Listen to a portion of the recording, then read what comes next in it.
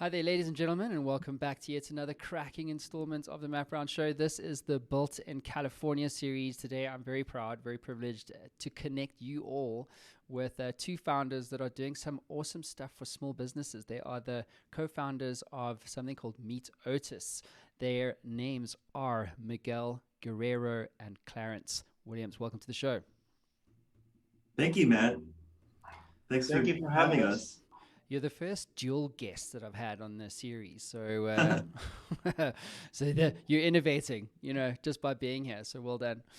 Cool. So let's start with the backstory. Obviously, you got Miguel. You've done some cool stuff in Minecraft, I believe, building massive communities around that. So I'd love for you to talk about that. Clarence also bring some very interesting background to this particular conversation. I want to start with Clarence. Clarence, you are up on screen.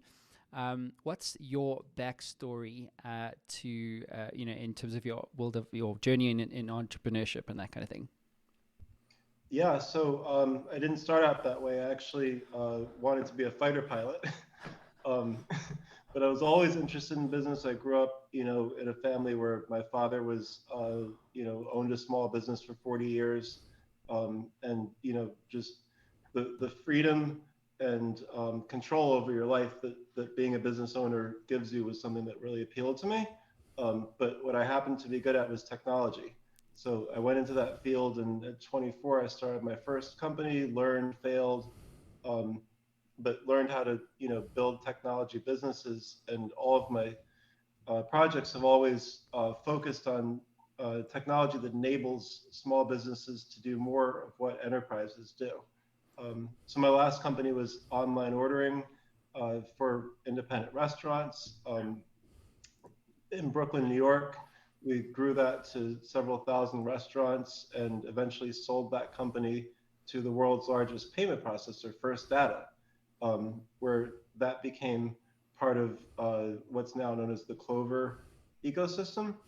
As VP of product there, as well as from my experience in building, websites for restaurants and seeing them not be able to necessarily convert traffic to those websites.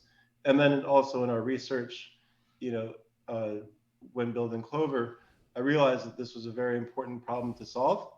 And long story short, I went to the enterprise side of our business and looked at what enterprises do, and we built Otis to bring that enterprise capability of targeted, effective advertising to small businesses.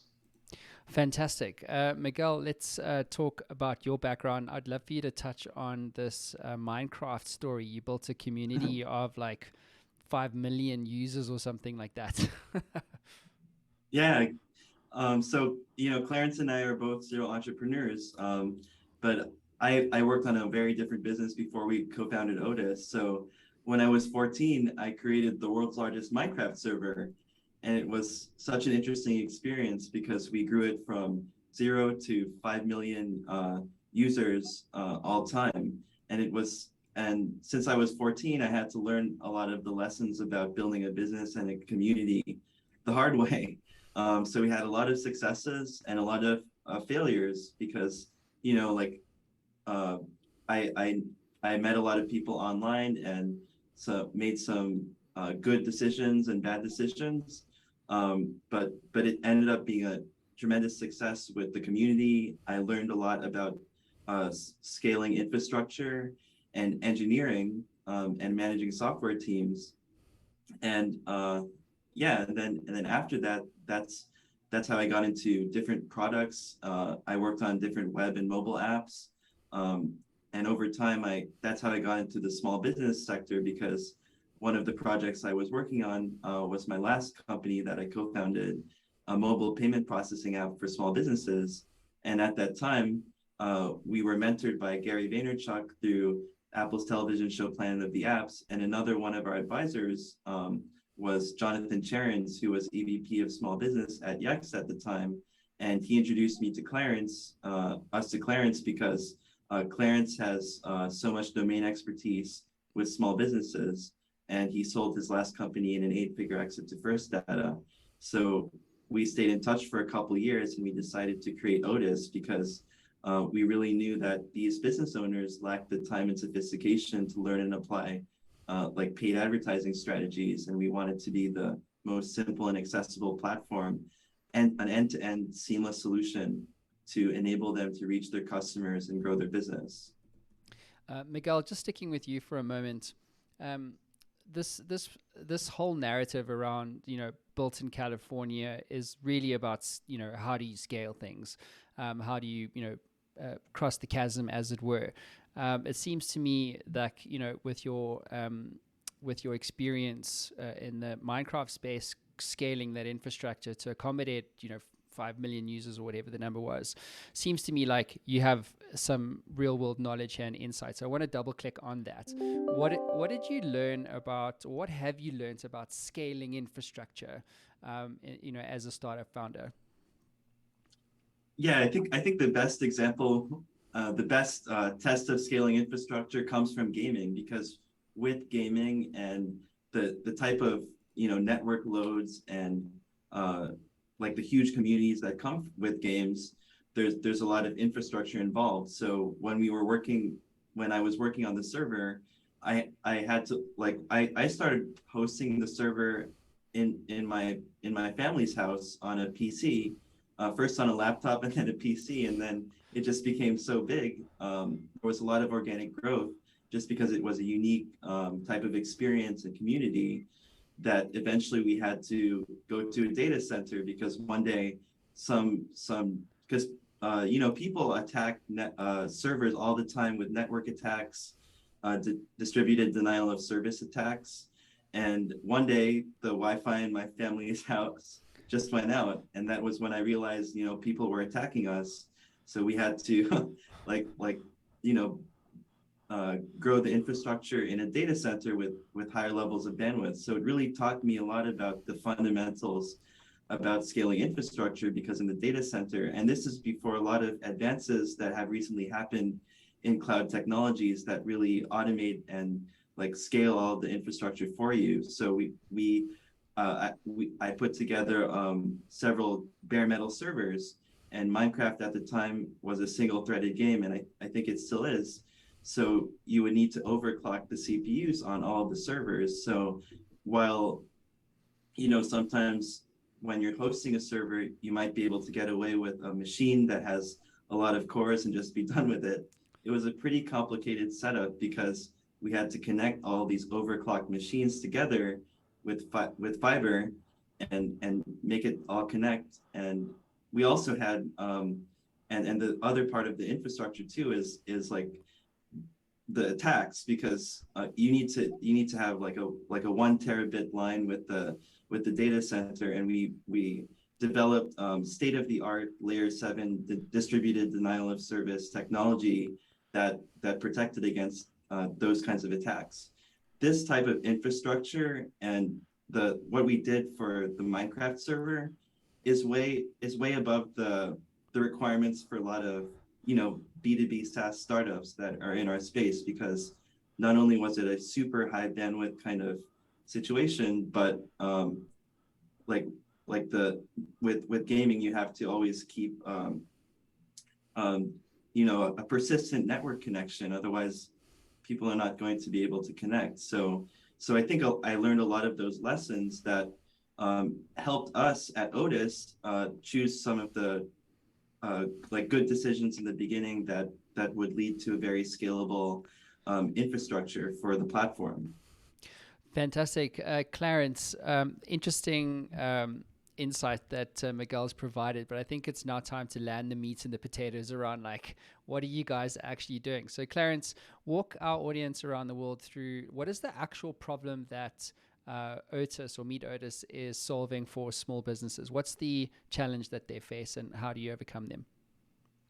Yeah, so I think that first of all, when small businesses have problems, that problem usually becomes the job of the business owner, right? Unless they can find a solution. So first and foremost, I always strive to deliver solutions versus tools, right? So a tool is something that may help you do a job more efficiently, but you still have to invest your own time and knowledge into using that tool in order to extract value. Whereas a solution, you can pay a little bit of money for it, and that problem no longer is your job, right? So when it comes to the job of digital marketing or marketing in general, it's something that has become incredibly complex, and even with the tools, and there are many great tools out there, it still takes a lot of time to extract value from. And even then, you're competing not only against your direct competitors, right? You know, if I own a Shopify store and I sell, you know, mommy accessories, I'm not just competing against the other Shopify stores selling mommy accessories. I'm competing for everybody else who wants those same mommy eyeballs, right? And the big companies are using sophisticated algorithms to know that they can pay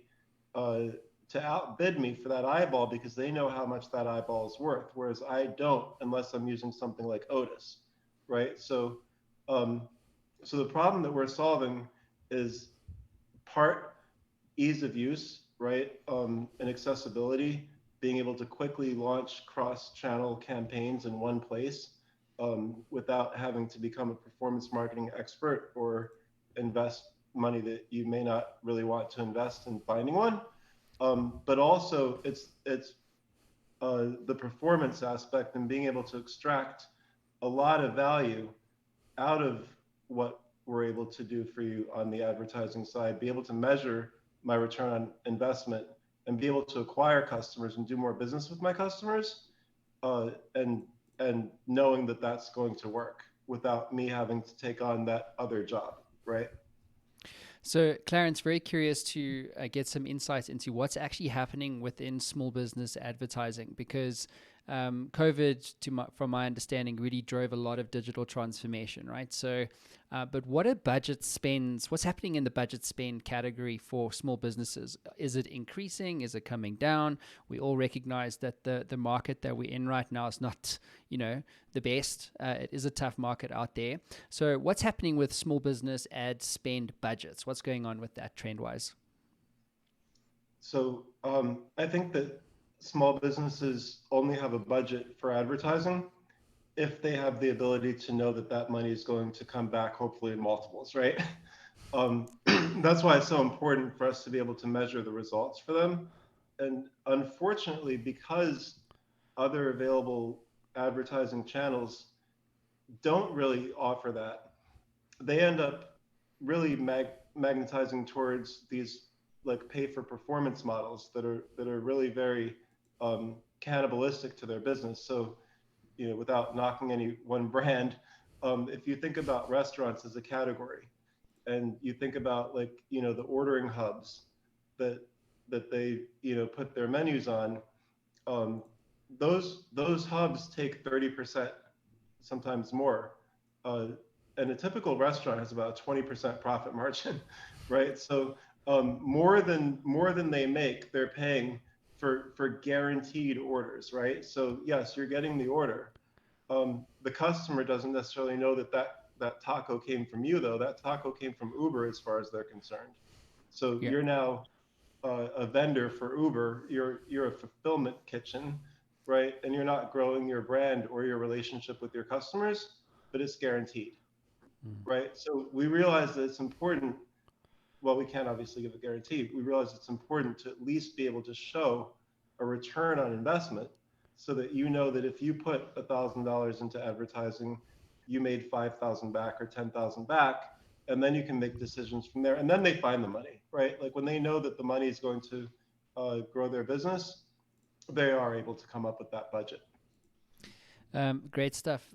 Miguel, question for you.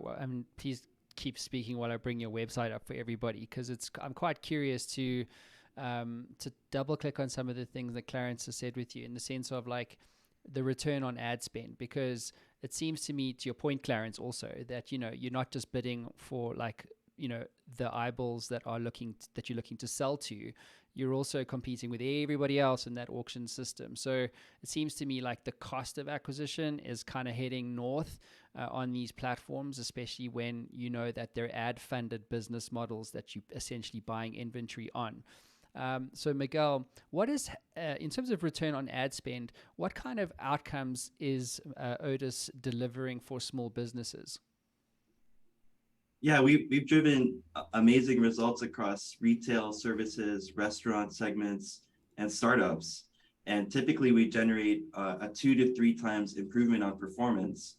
When we looked at all of the categories we're serving, we found that we had about a 10 times average return on ad spend, which is way above the average performance on some of the platforms and even the performance of agencies. And that's why it's not only a great solution for small businesses, but also we partner with many agencies too. Some of them are like full service agencies or creative agencies that can use Otis to really make their operations more effective and their results improved. And it's really because we designed Otis to help these small businesses compete against advertisers that are 100 times their size, because we're using the data that they have in their existing platforms in order to drive very, very precise targeting and attribution using their existing data and reach their customers and grow their audience. So that's what's key, and having that precise strategy is what's really important, especially as you mentioned in these economic times where the budgets of large companies, large growth stage startups are definitely contracting. So we're seeing like a stabilization or maybe decrease in advertising costs on many channels because of that. So our customers have really benefited from that. And I believe that small businesses will be looking at solutions like Otis, the best end-to-end solution for paid ads for small businesses in order to make their marketing and paid advertising a lot more efficient and effective. So Miguel, what I'm hearing is that as an Otis small business customer, you get more revenue, but spend less in the process of doing that. Yes, exactly. Because a big part of that is that we're using the data to drive that targeting and attribution and very efficiently providing the creative and performance optimizations that drive performance improvement over time for your business. Got it.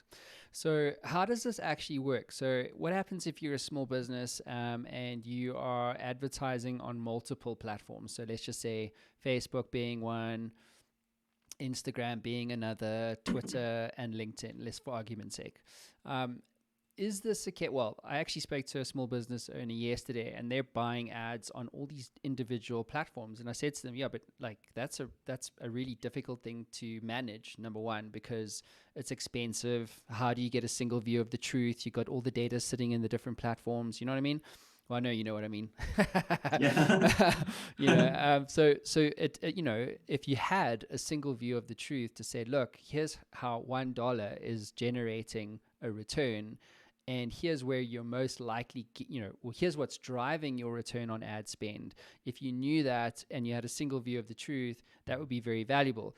Is that what Otis does? Like, walk us through like the sort of user experience, if you like, of being a small business on your platform.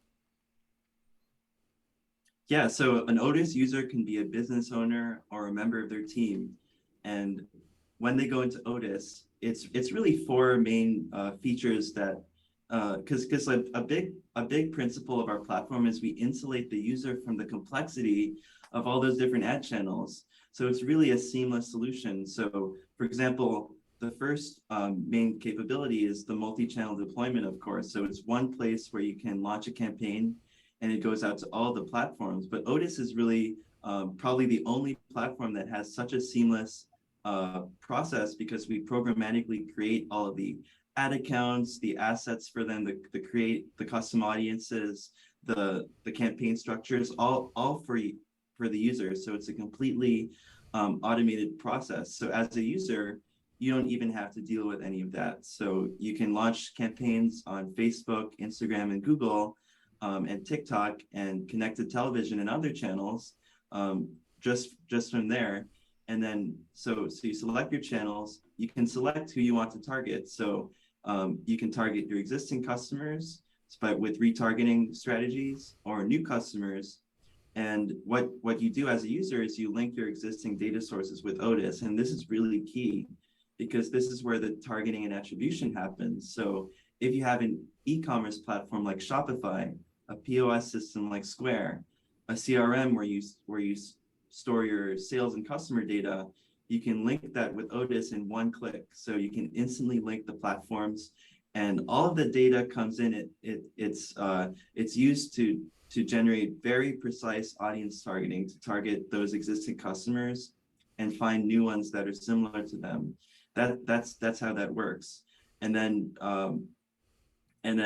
the last two important features are the creative optimization and the performance optimization. So with creatives, we help you as a user create compelling ad copy because we look at everything you've posted before on social media, and we look at all of the images and descriptions you've already uploaded on your other platforms, whether it's your e-commerce platforms or your POS systems, and we suggest different automatically created campaigns for you. We also give you different AI-based rephrases and suggestions of your content as you're typing in order to help you iterate and improve the quality of your content, and predictive scores that predict how well that piece of content might perform when shown to your audience. And then lastly, there's performance optimization. So once you launch your campaign and set a budget, we do dynamic budget and bid adjustments, not only across channels, but also within the channels themselves. So across the audience segmentations, creatives, and other attributes of the campaign. So for example, if Facebook has a better return on ad spend for your particular business than TikTok is driving, then we'll shift over budget to prioritize the channels that are working best for you. So it's because of the combination of those four distinct features that Otis is not only a lot easier than any existing solution that's out there for these underserved businesses, but also more effective because we're driving the better results with the platform, and our fees are 50% cheaper at these price points than traditional performance marketing agencies.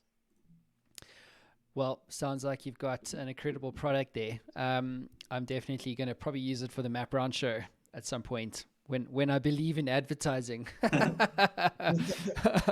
So one of the things, it's so interesting, right? I'm very privileged actually to be where I am in terms of the show because I get to talk to awesome people like you building amazing things. And I came across, and there's a question, I'm going to bring you back, Clarence, in a moment. I just want to quickly ask one more thing to Miguel, but it's about something called GPT-3 technology. And this is like, I think it's maybe in your wheelhouse. I'm not sure. This is probably why I'm asking you. But GPT-3 technology is kind of like AI that writes copy for you. So you punch in like startup marketing or, mommy shoes or whatever, and then it'll like write a whole bunch of headlines for you and things like that. Do you guys use GPT-3 technology in your product? Is that what you're doing? Yes, absolutely. I think and one other thing I want to add is that there's really been a shift in the AI industry because there's been so many shifts that have democratized the availability of open source models like GPT-3 and Stable Diffusion and DALL-E for image generation. So there's really a shift towards all these models being openly available for use. And a big problem is that when AI companies try to deploy those models for specific use cases, they have a hard time finding the right use cases for the models because you have to train them and then find customers that will actually use them or platforms that will actually use them. So with Otis, we have a really unique opportunity because when we work with the business, we're able to integrate with all of the platforms that they already have. So by combining all of the data that we are able to use for the business with the AI models that we have and intend to expand in the future, we'll be able to extract very unique insights, not only in campaign results predictions based on your audiences and transactions, but also optimizations that will further improve the performance of the campaigns. Well, There you go. So you are doing it, and it's paying off dividends. I'm fascinated about like how many startups now are using AI. It's like take the next 10,000 in the future, and the next year add AI, because it's like Yeah. if you don't have it, like you kind of spinning your wheels, right? There's someone else is going to come eat your lunch. So Clarence, to bring you back into the conversation, I'd love to talk about you and Miguel. So co-founders, I personally have never had a co-founder. I'm too scared about getting married to someone when I'm creating a baby. You know what I mean? It's like you got to be very selective about who you work with. So, Clarence, I'd love for you, just for our audience, just to maybe paint a picture. Like, how did you guys actually meet, and what made you say, "Hey, Miguel, I have this thing I want to do. I think you're my guy." First of all, he wears matching colors without me even asking him to. We didn't coordinate this. I did recently create a baby about 3.5 months ago, and he's the godfather. Awesome. So we definitely, I think, hit it off right from the start. When I met Miguel, I just recently sold my company. I was a VP at, First Data, and he was a college kid that was introduced to me by a mutual friend who we both respect a lot. And I've met a lot of talented people who know computers and know code and things like that in my career. Uh, I've only met a few that also understand the business and the applications of the things that they can build. I call them billionaires because they are. Like, so when you meet somebody like Miguel, you have to instantly know that whatever he decides to do is going to be very successful. And we share the same passion for wanting to build solutions that enable small businesses. We'd both already kind of done that before. And I think we just, when I talked to him about what I was thinking, I think we just instantly agreed on what Otis would look like. And we continue to, a couple of years later, always share the same vision for the future. So I think it was a natural fit. And, I understand your point. Partnerships can sometimes be difficult, but the way I look at it is there's two of me, right? There's two of us. And, that's it. Yeah. For example, I didn't have to answer that question you asked him just now. Yeah, exactly. This could just be a one-trick pony, but there's two here today. Yeah. So, Clarence, to stick with you for a bit, how do you co-design a vision for something like Otis with a partner? So you have a co-founder. Like, it is about the vision. I often find like sometimes as a team, whether you're a solopreneur or you're part of a co-founding unit, CTO, and maybe a visionary, is that you get so head deep into the product, you forget to look up and go, hey, where are we actually going here? You know what I'm saying? Because you're trying to get customers, trying to get product to a point where it can generate some revenue for you, MRR, whatever the case is. And so then at some point you have to look up and go, actually, what are we doing here? What difference do we really want to make? So how do you co-design, or with a partner, a vision for something like Otis? So I think the customers tell you, right? One of my mentors a long time ago told me that there's a lot of solutions out there looking for problems, right? Don't go that go that route. Find the problem and then sell the painkiller. So I think Miguel's the same way, right? Like we look to our customers to tell us what the problem is, and the overall market and the industry and where things are going. And then really it's just about how do we make it as elegant as possible. And that's something that we work through together, and with other people on our team, like our UX team and things like that. But the customers and the actual problem tells you what we need to build. Now the question is, what's the best way to build it, right? Yeah, and I think one of the things that's I'm curious to maybe unpack with you, Miguel, because just to double down on what Clarence has just said is, do you eat your own dog food? Because I think, you know, Yeah. if you want to solve a problem for a customer, like oftentimes you're solving it for yourself. Yes, exactly. And thanks, Clarence, for everything you said about me earlier. And it's a privilege to be a co-founder with Clarence. So yeah, the answer is that yes, we do eat our own dog food. And one of the surprising things that we discovered about the strategy that we employ at Otis is that you can launch a campaign on multiple channels, and you know you'll have surprises because you're targeting your customers and potential customers in a very precise way. You might have a lot of success with channels that you might not think that you have success with, like TikTok, for example. You might not think is great for B2B marketing, but with Otis we've had tremendous success, and we have a great payback period on all of the direct marketing that we do with Otis. So as a customer, it helps us, you know, understand the perspective of our users and our customers, and how we can improve the not only the experience of the platform, but the results for our own customers. Miguel, quickly about content versus ad spend. I put this tweet out yesterday, and I stole it from another founder. It's her name's Gina Bianchini. She founded Mighty Network. You probably know her. So it's backed with by, I believe, Mark Andreessen. She was also founder of Ning, what have you. And she said, you don't make money with content. You make money with the network effects. And I was like, tweet that. That's amazing. So I have a curious question, because I think people seem to think that, you know, social media is about content, you know, and you touched on it earlier around optimization of messages and things like that. So where does, from your perspective, dealing with small businesses every day, you know, getting crazy results for them, is how important is it when you look at things like content versus ad spend? What do we need to know as a small business community and as a set of founders around the world? We built Otis because we really amplify content, and we believe you know, a business owner is one of the best people to tell their story and their message, and we help them really refine that and get it out there.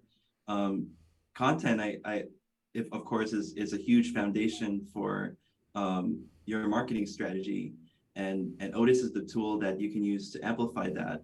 And what we've seen when companies have when we help companies build very compelling content, is that not only can you amplify that with your ad spend, but because you're broadening your reach, you can get a lot of organic network effects too, just from people, you know, sharing your ads and generating more even organic engagement in that way.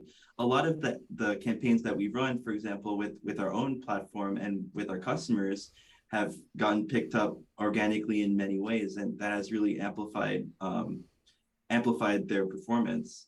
So we continue to build out tools and functionality in our platform that help our customers create more compelling content. And right now, short form video, like animated or organic UGC, is performing really well on many of the channels that we work with. So I think this is going to be a great thing for us as we continue to facilitate the creation of those kinds of creative assets with our small business merchants, because they're going to be really successful with that.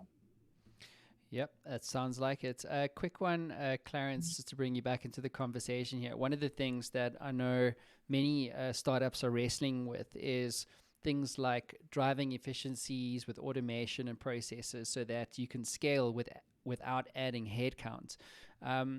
I know this is a challenge for you guys currently, where you are standing right now in terms of your life cycle. But what is your advice around tackling this? Because clearly you're a bunch of smart people who solve difficult things. This is also a difficult thing, Clarence. So I'd love to get your view. How do you scale, a startup such as Otis without adding headcount? Yeah, I mean, you know, when we talk about small businesses, that includes startups, right? Like the way that we just define small and medium businesses is non-enterprise. So we're absolutely a small business currently as well, right? And many of our clients are also startups. How we look at that is, what what can we automate? Like, what are the manual, repetitive processes that we can use technology to automate? And you're always going to need humans because it's the best. The human brain is the best computer ever built, right? So, but the humans tackle the new things, and then once we define a process around that we can automate, then we automate that process and we move forward, to understanding new things. For example, TikTok is relatively new, right? So, we need to understand what works on TikTok, what are the processes there, before we can train any kind of AI or anything to to take that off the plate. So I would say look for things that are that people are doing over and over again, right? Like within your company, what are people spending time doing over and over again? What looks repetitive? Also, what do they not like doing? Because the AI is not replacing people; it's making them happier by giving them the chance to work on the things about their job that they really love, and taking away those tedious, repetitive tasks that are best left to the computer. So I would look for that. Fantastic. Miguel, I want to come back to you. You guys are obviously working with AI and ML and all this kind of cool stuff. How hard is it to work with technologies like AI and ML as this, for argument's sake, say you're a first-time founder, and what is your advice to a first-time founder about working with these sorts of enabling technologies? Yes, I think there's a lot of barriers to entry when it comes to, deploying automations and models, and it's expensive and also not achievable for a lot of small businesses. I mean, startups that have AI use cases, and for us, like we're the same way too, because we have automation today, and we plan to continue that in the future as we continue to raise rounds of funding and scale our product and strengthen our value proposition. So I think there are a lot of technologies today that are democratizing the application of AI and ML across so many different use cases, so that one day it might even just be as easy as like drag and drop. And of course there are platforms that are trying to do that.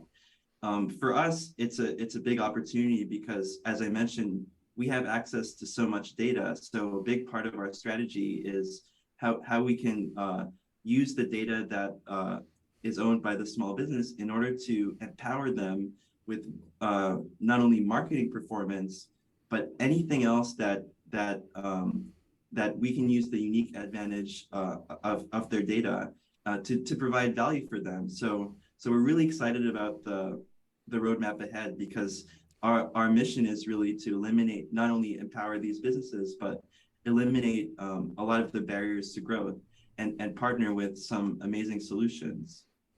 Sticking with you and AI for a moment, do you feel that if you didn't have AI as an enabler within Otis, you would be able to create the kind of results that you're creating currently? I think that if we didn't have AI in Otis, it would be difficult to achieve the kind of efficiency that we're doing at scale with small businesses. The AI that we have is like we have algorithmic components of this, ETLs and data ingestion pipelines, and models that create both creative optimizations and performance optimizations. So the real opportunity and the huge potential addressable market for Otis of small businesses we can serve requires extensive automation in order to deliver those results at scale. Because right now what we're doing is delivering a platform that not only is way less expensive than traditional performance marketing agencies, but is outperforming them, because all of these processes, we're operationalizing them by using a service-based component of our business in order to validate the value propositions of the optimizations that we're making and the strategies that we're putting out there, and automating these processes from the bottom up. So there's a huge opportunity there. Mm. You know, when I was very young, I had a mentor. I was like 26, and I thought I could. Just sold my first business, was a record label, and I thought I could walk on water, which, by the way, is like most 20-somethings.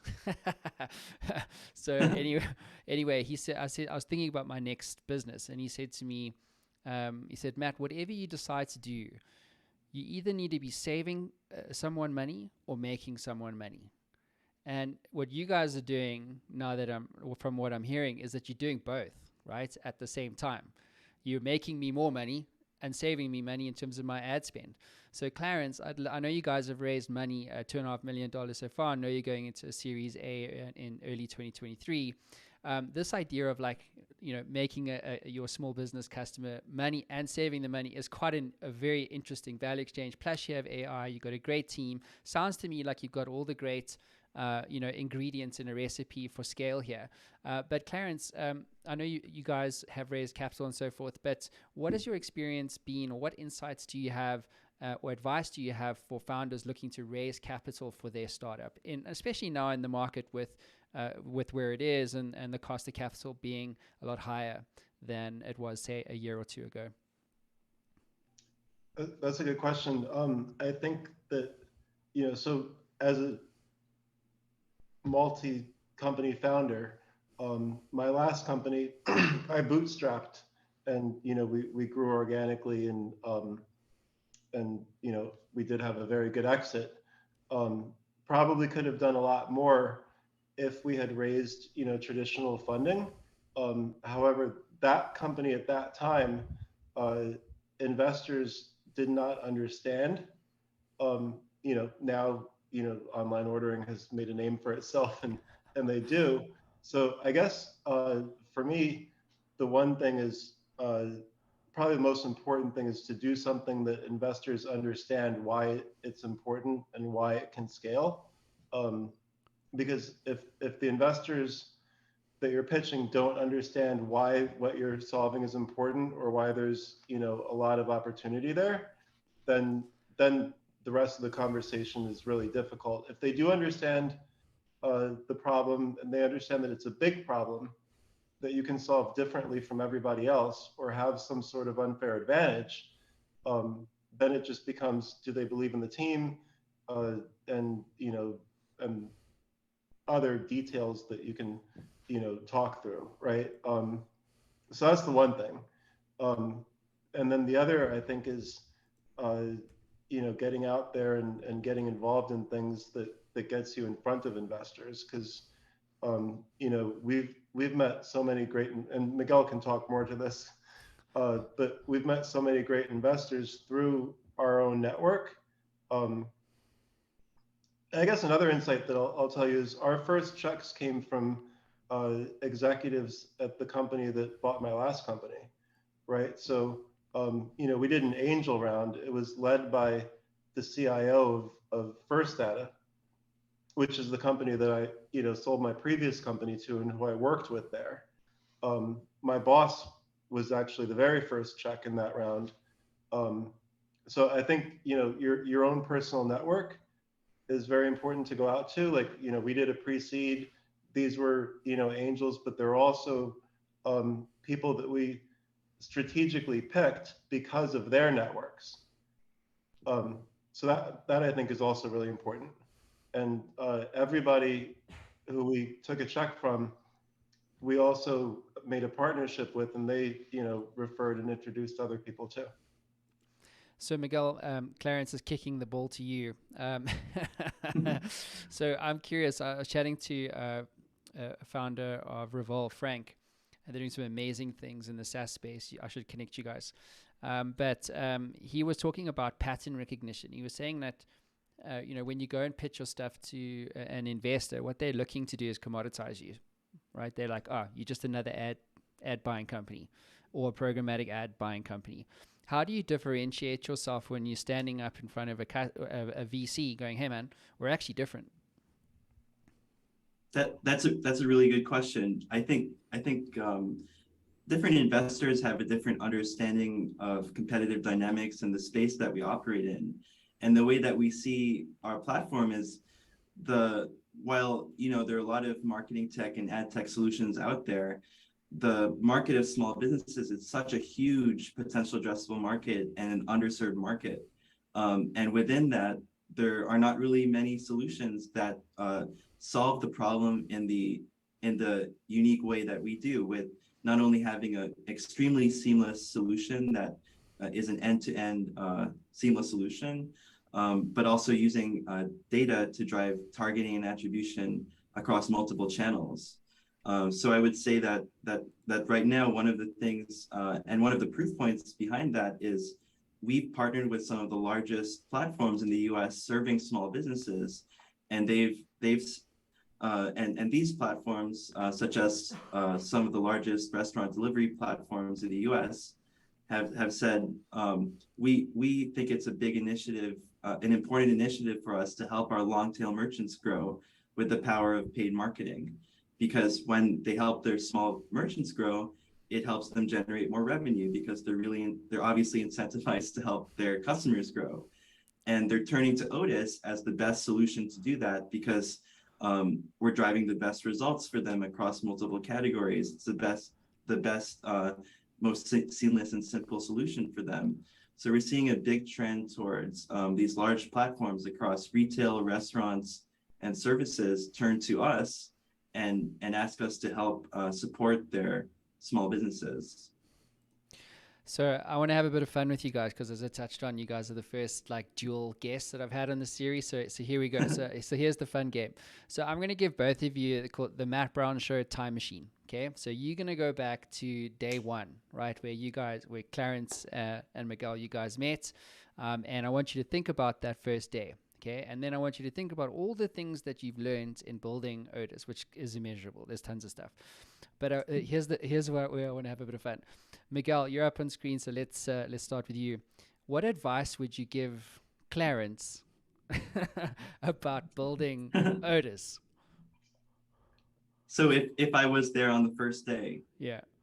So I mean, I think I would give Clarence advice that he already knows from his experience being an entrepreneur. Like being an entrepreneur there's so many moments where you have to demonstrate grit and a remarkable sense of resilience when it comes to tackling problems. In this time of economic uncertainty, a lot of founders find themselves in uncomfortable situations.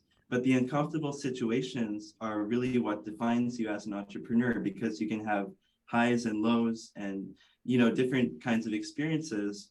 But knowing that this is just part of the entrepreneurial journey and you're going to get through it is why you're going to have an unusual sense of confidence in the outcomes that you're driving. So, I would say that get ready for a lot, like a hard like roller coaster ride of experiences being an entrepreneur. And we were just talking about this, you might go home after a long day of work, you might not want to really talk with your spouse about like all of the shit that happened that day.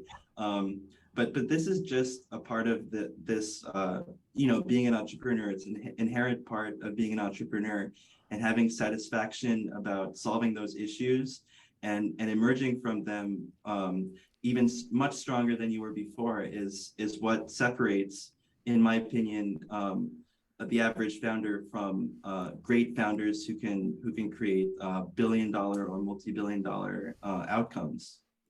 So true. It's 100% true. Like it's probably 110%. Clarence, day one for you. Miguel sitting across from the table, across from you on the table. You're having a coffee. What's your advice to him? Like life in general, or no, about building Otis?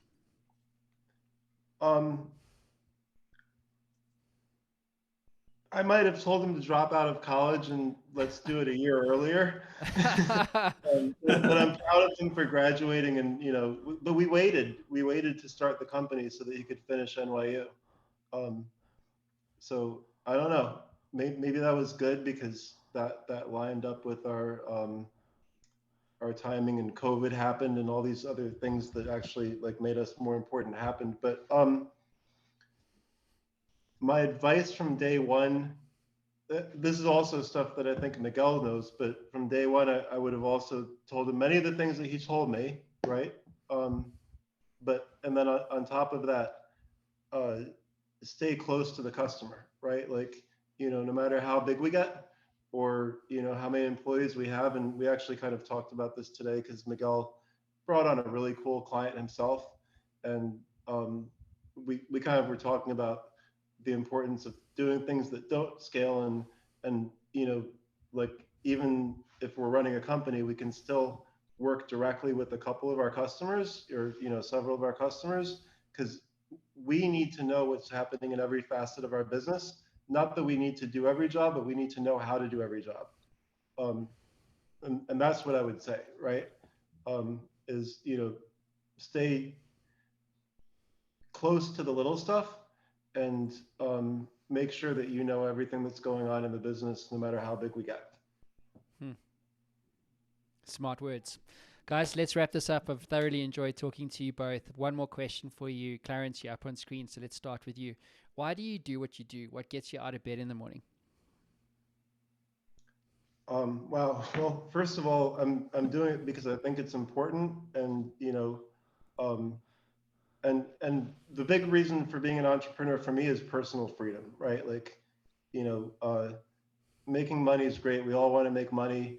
As entrepreneurs, we are obviously judged based on how much money our companies make, but also being able to do what we care about.